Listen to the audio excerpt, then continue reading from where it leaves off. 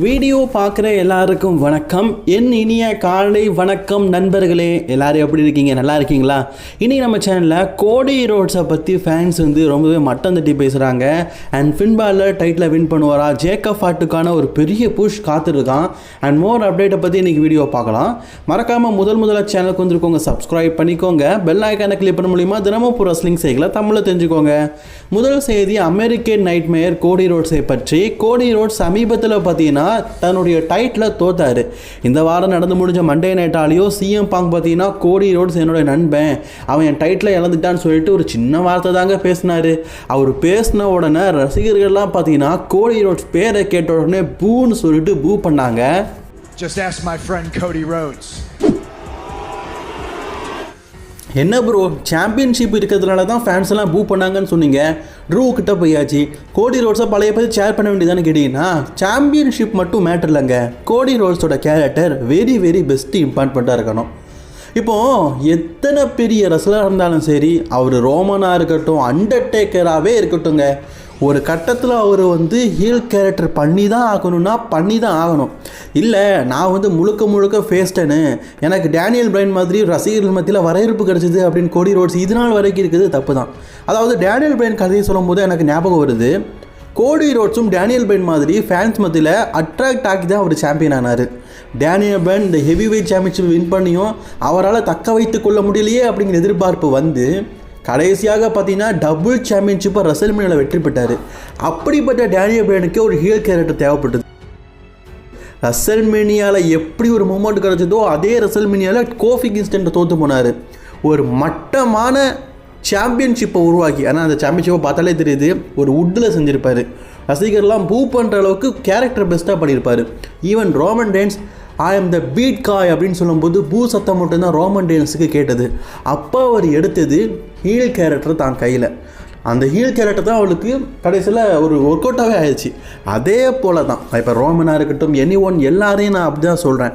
கோடி ரோட்ஸுக்கும் இப்படிப்பட்ட ஒரு ஹீல் கேரக்டர் தேவை. மக்கள் மத்தியில் கோடி ரோட்ஸுடைய தீமாஸுக்கும் ஒரே மாதிரியான லுக்குக்கும் ஒரே மாதிரியான வாட் யூ டாக் அபவுட் இந்த ஒரே ஸ்பீச்சை வச்சுட்டு எவ்வளோ நாள் தான் ஓட்ட முடியும் சொல்லுங்கள் பார்ப்போம். ஒரே குண்டு சட்டில் குதிரை ஓட்டுற மாதிரி ஒரே ஆப்பனண்ட்.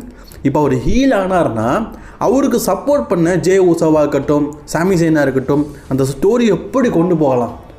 சிஎம் பாங்க இருக்கார், எக்கச்சக்க ஸ்டோரி கோடி ரோட்ஸோடைய ஹீல் கேரக்டருக்காக காத்துட்ருக்குது.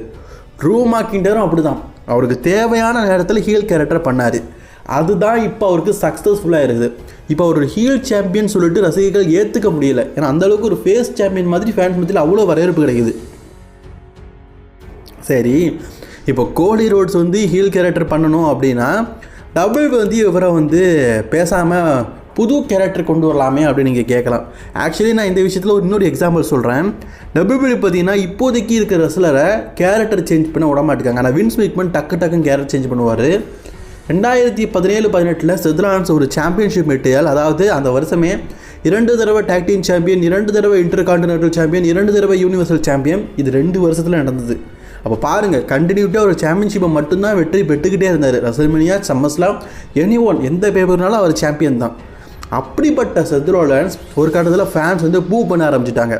இந்த பூவை நம்ம சமாளிக்கணும் அப்படின்றதுக்காக செத் ரோலன்ஸை ஹீல் கேரக்டர் பண்ண வச்சாங்க. ஆனால் ஹீல் கேரக்டர் பண்ண ஒரு சிலரை பூ பண்ணால் பிரச்சனை இல்லை, அது அவங்களுக்கு அட்ராக்ட் தான். ஆனால் ஃபேஸ் டர்ன் பண்ணுற கேரக்டரை சப்போர்ட் தான் பண்ணணும். அதுதான் ரோமன் ரெயின்ஸ்க்கும் நடந்தது, அதே தான் செத் ரோலன்ஸ்க்கும் மேஜிக்கில் நடந்தது.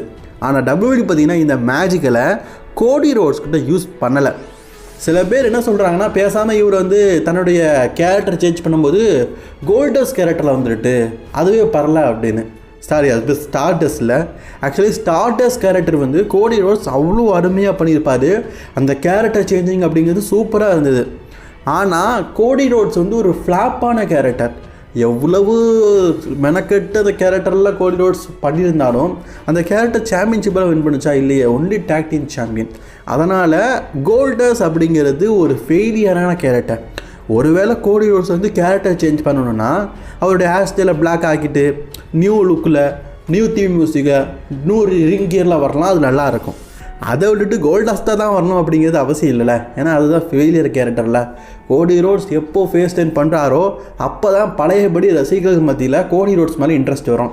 அவரோட இன்ட்ரெஸ்ட் எல்லாமே பார்த்தீங்கன்னா அந்த ரெசல்மேனியாவில் ரோமன் ரெயின்ஸை பீட் பண்ணார்ல, ஃபினிஷ்டு ஸ்டோரி, அதோட முடிஞ்சிட்டு அப்படின்னு தான் நினைக்கிறேன்.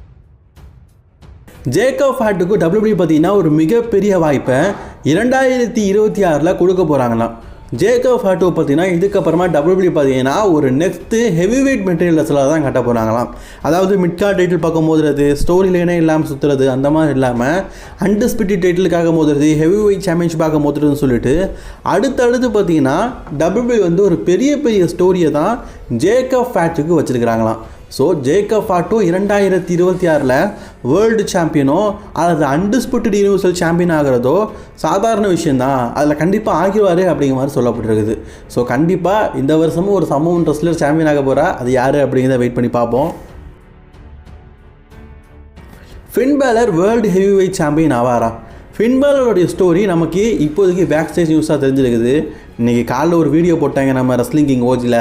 WWE பார்த்தீங்கன்னா ரெசல்மேனியாவில் ரோமன் ரெயின்ஸுக்கும் கோடி ரோட்ஸ்க்கும் பிளானை கேன்சல் பண்ணிட்டாங்க, இப்போ வேறு பிளான் அப்படின்னு. அப்போது சில கமெண்ட்ஸை பார்த்தேன், எப்படி ப்ரோ உனக்கு தெரியும் ட்ரிபிள் ஹெச்னோ மாமாவா உனக்கு பேக் ஸ்டேஜ் அப்டேட்லாம் கிடைக்குதுன்னு.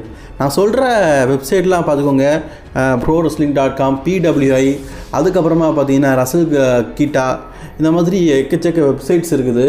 நீங்கள் ஒன்றை ஃபாலோ பண்ணாலே ஆட்டோமேட்டிக்காக தான் வரும். இவங்கெல்லாம் சொல்கிறது எப்படின்னா, அமெரிக்காவில் இருக்கிற ஒரு இது எப்படி நம்ம ஊரில் சேனல்ஸ் இருக்கிறாங்கல்ல, எப்படி ஒரு நடிகருடைய கல்யாணம் அடுத்த படம் எப்படிங்கிறது அவங்க கரெக்டாக கேட்ச் பண்ணுறாங்களோ அதேமாதிரி அவங்க ரெஸ்லிங் அப்சர்வர்ஸ் ஈஸியாக பேக் ஸ்டேஜ் நியூஸ்லாம் தெரிஞ்சிடும். ஏன்னா பேக் ஸ்டேஜ் ஒர்க் பண்ணுறவங்க சொல்லிடுவாங்க, அவங்க அதை அப்டேட்டாக சொல்லுவாங்க. அதை தான் நான் உங்களுக்கு தமிழில் சொல்கிறேன், சரிங்களா? நீங்களும் ஃபாலோ பண்ணிக்கோங்க. நீங்கள் நினச்சா நீங்களும் ஒரு சேனல் ஆரம்பிக்கலாம்ப்பா, சரிங்களா? ஏன்னா சில பேர் கேட்குறீங்க, உங்களுக்கு மட்டும் எப்படி தெரியுது ட்ரிபிள் ஹெச் உங்கள் மாமாவானு? ஏன் எனக்கு அது மாமாலாம் இல்லை, இப்படி தான் அப்டேட் எடுக்கிறேன், சரிங்களா? சரி, இப்போ நம்ம நியூஸ்க்கு வருவோம். WWE பார்த்தீங்கன்னா ஃபின் பேலரை வந்து இந்த வருஷம் சாம்பியன் ஆக்குவாரா? இது நிறைய பேருக்கு கேள்விக்குறி தான்.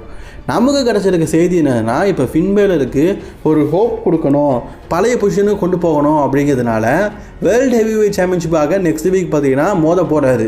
அதில் CM பங்க் ஃபின் பேலரை வீழ்த்ததுக்கு வாய்ப்புகள் அதிகமாக இருக்குது. டீமன் கேரக்டரில் வருவாரா அப்படிங்கிறது டவுட்டு தான். 100% டீமன் அப்படிங்கிற மாதிரி யாராலையுமே சொல்ல முடியலை. ஸோ அதனால் டீமன் கேரக்டர் அப்படிங்கிறது சந்தேகம்தான்.